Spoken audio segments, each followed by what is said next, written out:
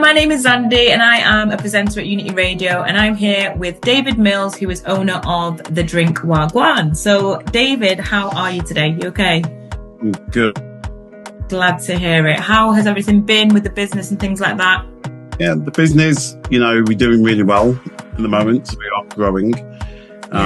Growing distribution, sales are increasing quite rapidly. So I can imagine in the summertime you start to realise like a difference in an increase in sales as well, especially. Yeah, definitely. I think also because the brand's just over 3 years old now, it's kind of like bedding into the market. So people become more aware of it. So that's also contributing to growth. Yeah, I think it's really good as well that 3 years in, you're already seeing such a big difference as well, because, things take time, businesses take time to sort of get that recognition sometimes, doesn't it? Yeah, 100%. I think you need a bit of luck. I think our listings in like Tesco's has helped. Wow. Oh, wow. I didn't even know that myself. So that's news to us, which is amazing. So obviously we first met at Laval's single launch party, which was an amazing event, wasn't it? It was great. And Wha Gwan were obviously sponsoring at the event. Can you sort of take us back to how that connection came about and why supporting creatives is very important for the brand Wha Gwan as well? Yeah, so I think that came through a deal with one of our branding agents that we work with. Yeah. The opportunity forward. I did, obviously her traction was crazy because I think she was ahead of Alicia Keys on all players in the sense of sales or downloads. And not just that, her music's really, there's meaning behind what she's singing. Of course. Music as well. And I think her story around her son and just one of her tracks, I think it's Higher, is one of probably my top 6, 7 tracks of all time. 100%. There's so much power in that song as well, isn't it? So I was so grateful to be part of such an amazing cause and event and an amazing song and video release, really. Yeah, and I think that song should be overlooked. I don't think personally, because I think it really it's really telling people to look at themselves. Yeah, of course. And I think that's so important because we do forget sometimes how important it is for us to look at ourselves and try and reach our highest potential. So yeah, I think it's all very empowering to say the least, and it's great that you were part of that. And that's where we made our connection, and it was really good to see your brand out there. And I think it was one of my second times trying your drinks as well, and the different flavours and stuff. So it was really nice to get more flavours in there as well in that night. No, that's cool. And the drinks changed slightly since that, because there's more government tax in terms of duty based on the strength of drinks. So we decided to reduce the strength slightly. So instead of giving the consumers more of a higher retail price, we reduced our ABV, which gave us less duty, which also meant that we didn't have to do price increases. And I think that's also... No, that's really considerate as well. I think that's the right move, definitely. So what inspired you to start Wha Gwan, and what was the very first step you took to turn that sort of idea into a business? Yeah. So I'm a product developer in beverage mainly. I can do food, but I'm mainly stick to beverage. And so before, while I'm working with clients, part of the conversations that we always have in the process is that we always talk about testing the market to see if the product has got legs before going full-fledged. And before Wha Gwan, I actually was testing a soft drink called Man's Ready, and it was based on soft drink Man's Ready. It was based on some I love the names as well, because obviously it's bringing the culture, the Jamaican culture essentially, isn't it? But talking about names, and what made you go for Wha Gwan? Obviously that's such a common word as well, isn't it, for that people say in Jamaica as well. But was there any other specific reason as to why you decided to name it Wha Gwan? So if I was to tell you about the Man's Ready story real quick, so that was basically based on nootropics, which is basically steered around improving people's cognitive focus, concentration. So that never it took to the market really well. But with Wha Gwan, how that actually happened was while I was contracting in different factories, there was lots of different people that would in the mornings would say Wha Gwan, Wha Gwan. Yeah. From Jamaica. Some from all different cultures, different races, and so forth. And that's what that's how it clicked for me. So I moved from the new tropics because the rate of sale was very steady, very slow. Into building Wha Gwan. And then I built Wha Gwan based on, I didn't want to be like Magnum. Yeah. And obviously it's such a popular drink as well. And, you know, I bet you'd really do well when the carnival's on as well, I'm guessing. Yeah, we do. I mean, we do well, to be totally honest, across the board all throughout the whole year. Wow. And our demographic of drinkers it's really the urban market. So it's across all cultures, you know, from teens up to 24, up to 34, even 50, 60. You know, you're all into actually drinking the products, but the majority is between the 18s and 24 market. Absolutely. Yeah, of course. Yeah. Yeah, we've kind of like got the new Magnum drinkers. So our aim was never to try and take Maggie customers.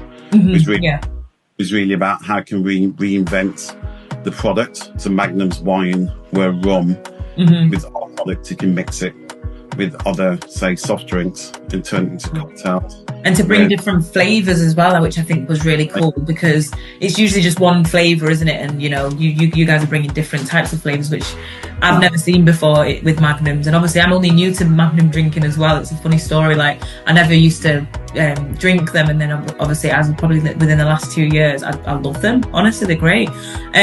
But what would you say was some of your biggest challenges that you faced launching Wha Gwan? And how would you say that you overcame them? I'm quite used to challenges. So to be honest, everything ran smoothly to a degree. I think manufacturing and production was probably our biggest challenges.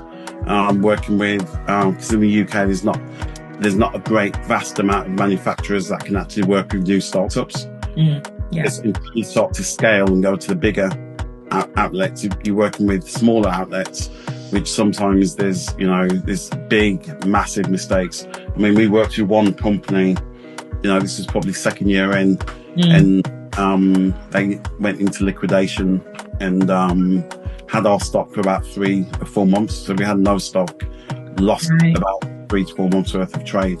So I'd say that was the biggest big L to take, isn't it?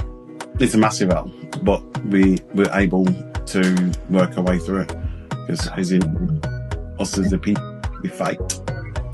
Yeah, no, you have to, don't you? And I feel like with challenges, that's how you learn and you grow. So I think it's definitely important to face them head on, like you did then. And you know, sometimes L's are L's. You just have to take them, don't you? But you can turn them into W's as well, can't you? So amazing. So obviously, a lot of people do dream of starting like their own brand, but they do struggle with execution. What do you think separates an idea from an actual successful business? Would you say? Perseverance and just keep going at it, because you can start off, you know, with a business that's about, I don't know, selling t-shirts, for instance, and it may not work out, but through the process of actually learning of trying to sell t-shirts, what's actually happening is that you're actually building the skills for the real business that will present itself later on down the line, and that could 3 months, 6 months, a year, 5 years, 10 years, 15, or even 20 years. And all these little things that you're doing is just really preparing you for the final showdown. Absolutely, that's so true. So consistency, like they always say, is key, isn't it? So no, that's a great bit. Patience. And patience. Yeah. A lot of us are wearing thin of that at the moment, aren't we? So I feel like everyone thinks that Rome was built in a day, but it definitely isn't. But perseverance always wins for sure. We live in a digital world where we get to see everything instantly and everything happens quickly. You have to use it to your advantage, don't you? Definitely. But in business, you do have to have patience. I've got no patience, you know, but I'm aware that I have to have patience when it comes to, you know, certain things in business. Yeah. And it's good that you admit that, though, because even myself as well, but I feel like through different life experiences, you learn patience, and I think it's so important. And when you realise, like, oh my God, patience is definitely something that I wish I'd learned sooner, because you end up seeing that break moment, don't you, where it's like, see, all it took was patience pretty much, isn't it? Yeah, It's about timing also. It's like if I go back to the nootropics drinks, when I launched that, nobody was really doing that in the market. Now there's so many adaptogens and functional beverages in the market. So sometimes it's timing and having, it's perfect timing. If I knew what I knew then, I probably kept that drink just going in on the side, just ticking away. Yeah. But sometimes it's hard to juggle more than one thing at the same time. Yeah, makes absolute sense. Yeah. So how important has community and culture been in shaping Wha Gwan as a brand, would you say? Yeah, I mean, the Wha Gwan brand is based off my life and my life story, my journey through life. And that's what I really think. It's not just about the name, it's also based around, I don't think it can be replicated because I've had a very extensive life where I lived I left England at age 16 on my own, moved to America, went to high school, played basketball, played professional sports in the UK, in Europe, so in terms of my foundation of, the brand, when you look at culture, if I look at going to school in the US at the age of 16 years old, leaving Birmingham from Birmingham originally. Yeah. Did you leave your family and stuff as well? Was it just yourself? Just myself, mum and dad was here, and the rest of my brothers and sisters. But the thing is, say when you look at culture, there's different types of culture. So you got culture is in black culture. You also have culture is in community, as in, for me, the culture is not just based on ethnicity. It's based on, what kind of culture you're trying to build. When it comes to community, one thing I learned in the US was, say, for instance, if you're from a little town, everyone gets involved. So say your local school is, I don't know, XYZ school. Everyone within a probably 5-mile radius of XYZ school supports that school. So when there's say a sporting event or any event, the whole community shows up. Yeah. And you'd have 3,000 people in a little small school, and you're like, what the hell's going on? I think that's so true. You made some points that I wouldn't have even thought of, to be fair. When we think about culture and that sort of thing, we just think about ethnicity, like you say, but it's so much more than that, isn't it? You can even build your own culture, just by being such an inspirational person to those around you and, just trying to build a community. And I think culture and community go hand in hand. Do you know what I mean? It doesn't